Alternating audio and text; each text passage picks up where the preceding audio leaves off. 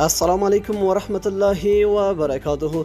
قدرمنو لیدونکو که چېرته تاسو هم غواړئ دغسې په زړه پورې او ښایسته ویډیوګانې د خپل واتساپ دپاره د خپل د فیسبوک دپاره یا خپل ملګرو دپاره یا ځان دپاره جوړ کړئ نو ډېره اسانه طریقه یې ده. په دغه ویډیو کې به زه تاسو ته وایم چې څنګه تاسو کولی شئ چې دغسې ښکلې او خوندورې ویډیوګانې جوړ کړئ. دا دوستانو کېږي څنګه د مطلب څه ده.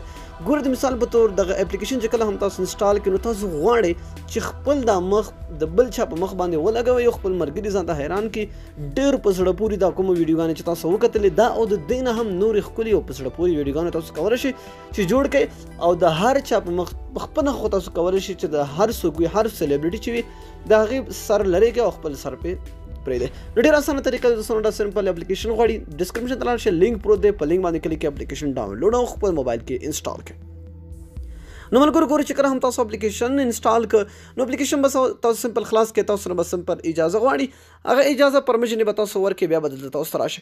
ګوره چې کومه سلیبریټي تاسو غواړئ هغه ټول دلته موجود دي. صحیح ده. که دلته نه وي نو تاسو کولی شئ چې دلته سرچ ته لاړ شئ. دلته نو تاسو دلته د خپلې خوښې کوم کس چې وي هغه دلته نوم ورکړئ. ګوره د مثال په طور زه تاسو ته وایم زه لاندې راځم د مثال په طور هر یو عکس چې راخلم ګورئ کومه ویډیو چې تاسو راخلئ د مثال په طور زه دا راخلم. نو ګوره چې کله هم دوستانو تاسو اول کوئ نو تاسو نه به دلته سیلفي هم اخلئ. تاسو د مخامخ خپل عکس ډایرکټ ویستی هم شئ او که ډایرکټ عکس نه اخلئ نو تاسو کولی شئ چې د خپل ګیلري نه هم عکس ورکې واچوئ. هغه طریقه به هم تاسو ته ښیم ډېره اسانه طریقه ده. نو کله چې هم تاسو په دې باندې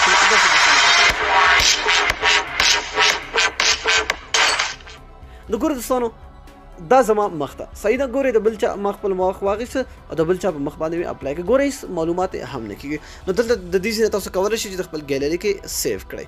نو همداسې نور په یو کلیک سره تاسو ډېر په اسانۍ سره کولی شئ چې ډېر زیات ښکلې او خوندور ویډیوګانې جوړې کړئ. نو دلته ګورئ دوستانو تاسو خپل عکس هم راغوښتی شئ دلته او اپلای کولی پرې شئ. نو ډېر خوندور او ډېر د کمال اپلیکیشن دوستانو دا تاسو کولی شئ چې خپل فیسبوک خپل انسټاګرام او خپل واتساپ کې هم د خپلو دوستانو سره شیر کړئ کومه ویډیو چې تاسو اپلای کړه. نو دا نننۍ ویډیو دوستانو که ویډیو مو خوښ وي حتما د سره لایک کړئ. تر بیا بلې ویډیو د الله په امان په دعاګانو کې مې یاد ساتئ.